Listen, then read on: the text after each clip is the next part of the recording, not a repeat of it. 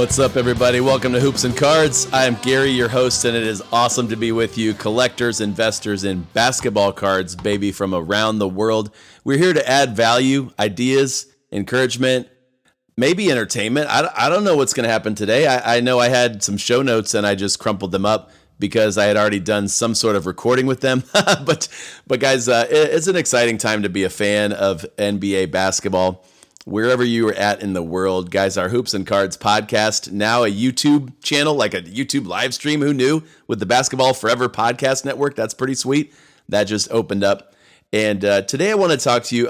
My name's Gary, the host here of Hoops and Cards. Today I want to talk to you a little bit about what's new, because I think sometimes we can focus on what's great, what's hot, what's GOAT, what everybody wants. And there's a lot of players, okay, that people know are awesome. You could start with Michael Jordan, LeBron James, Kobe Bryant, Luka Doncic, in the hobby today, Giannis Antetokounmpo, Ja Morant. The list goes on, and Ja Morant is awesome. And Joel Embiid had 59 points the other night while I was at the Cavaliers game. We got to go to our first game of the season and see Darius Garland put up 51 points. 51, Darius, dude, 27 in the fourth, lots of threes. Cavs still lost. It seemed like they weren't really trying super hard in the early goings of that one. But there are players and teams that we know are good, right? We know Boston's good and maybe great again this year with Tatum and Brown and now Brogdon. But with the card market, with sports cards, with basketball cards, sometimes it is that first time, that first All-Star appearance, that first playoff series, or that first NBA Finals run, that first trophy that a player gets that says, hey, this guy's card is on the rise. This player is doing something he's never done before, right? In the basketball card market, I can tell you, it makes sense to buy all-stars, players that are just awesome at basketball, guys that have a chance to make the Hall of Fame. And you could go to a local sports card shop or a show. I don't know where you go. Do you go to eBay? Do you go to Whatnot? Like, where do you buy cards? In a Facebook group? There's so many options these days. ComC, PWCC, online platforms, and vaults. Props to eBay for having a vault, because vault is a fun word to say. But where are you going to go?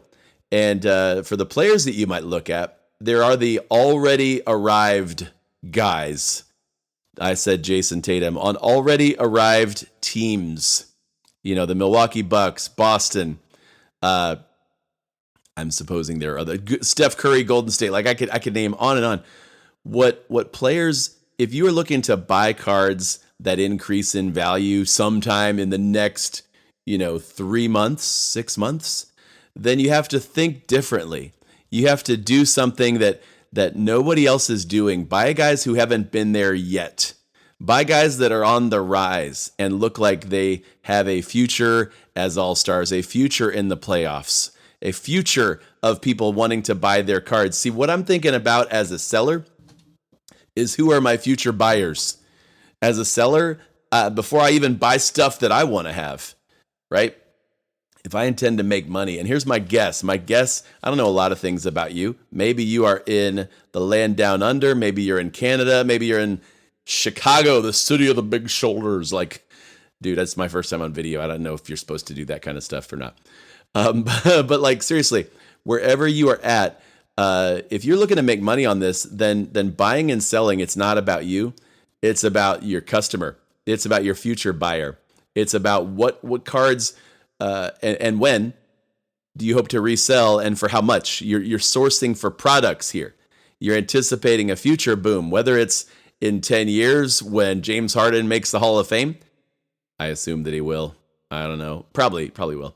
Or if it's in like 10 weeks when it's very clear that Utah Jazz are for real and Lauri Markkanen's going to get a playoff run along with his possible all-star appearance. Like, wow, are you anticipating when you could sell those cards? Even the ones you haven't bought yet. I'd say especially the ones you haven't bought yet, because you're going to think about this not just as a collector who likes having cards. In fact, I've got a stack of Darius Garland cards. Can you see those?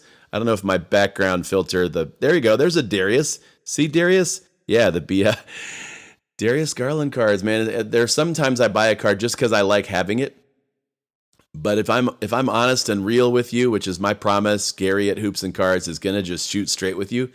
I'm not going to get on here and tell you to buy stuff when it's a bad time to buy just because I do a basketball card podcast and like I would, ultimately the hobby profits when there are a lot of buyers. Fine.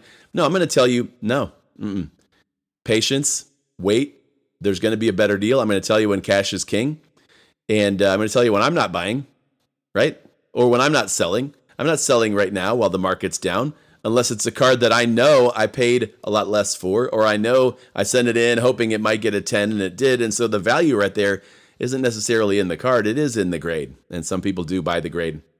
But as a seller, I'm looking for what will my buyers want. I'm not really thinking about me so much and the players or things I like. I'm thinking about them. It's about the customer, right? If you're thinking, then so you need to study a little bit, study the market. That's why I use market movers, right? That's why I've used Card Ladder for a while. That's why I listen to other sports card podcasts, is because I want to study, be at least familiar with what's going on in the card market and say, okay, a lot of buyers buy PSA 10s.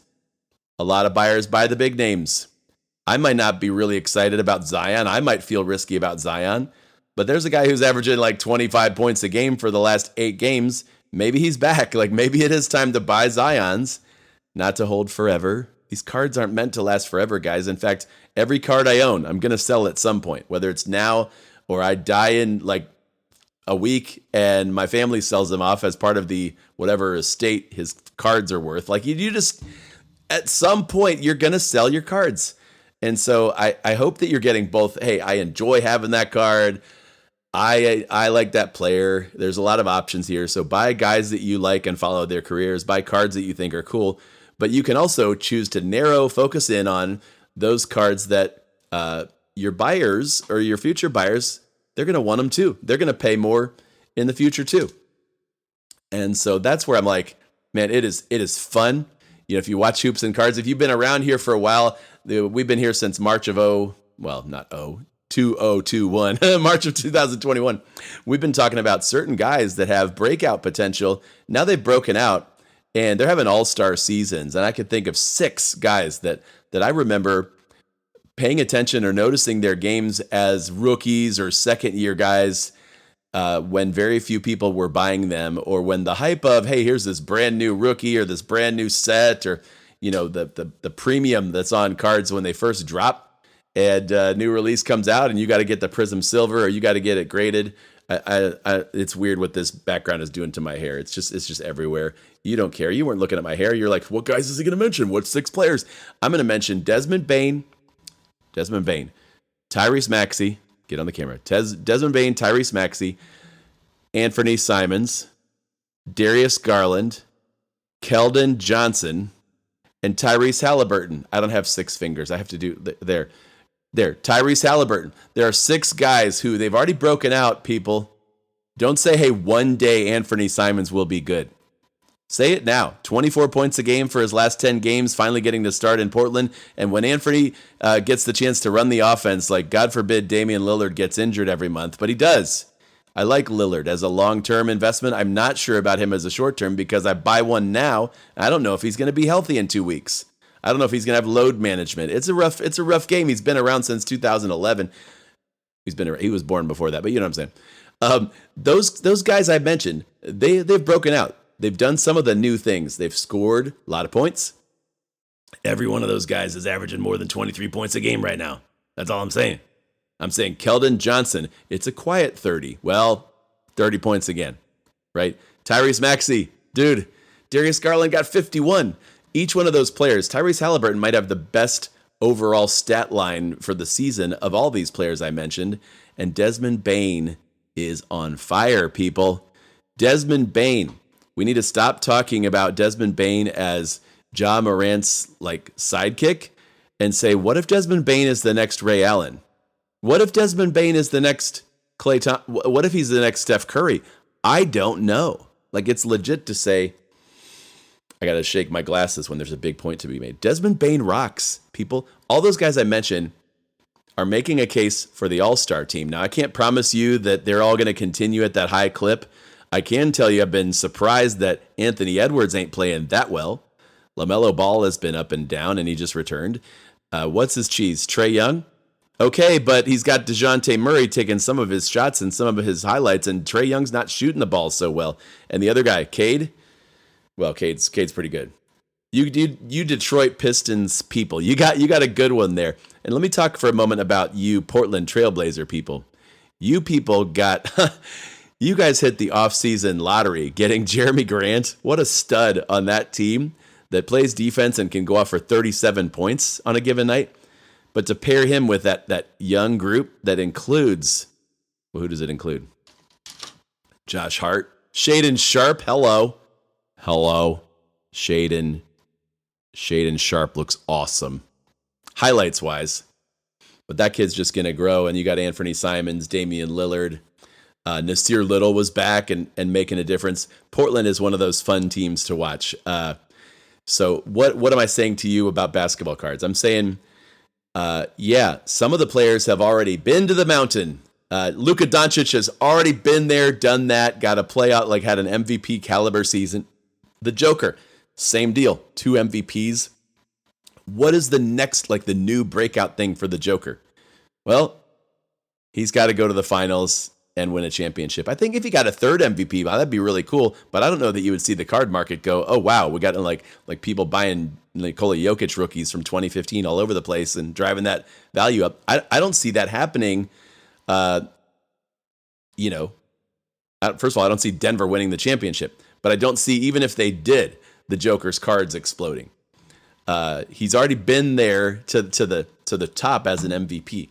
What about these other players? Like some of them, LeBron is a legacy play. Steph Curry is a legacy play. And if you want to buy somebody's rookie and spend a chunk of money, those would be 2 of the guys I'd look at for sure. But if you're looking at making money on a card in the next 3 months, so what am I? December, January, and February. We're about 3 months away from the All-Star game. That's why I'm even talking about this, you guys, because there's going to be deals on the GOATs and the long-term plays. Those deals will happen several times throughout the season and certainly next off-season as July and everybody gets back into baseball and American football, whatever that is.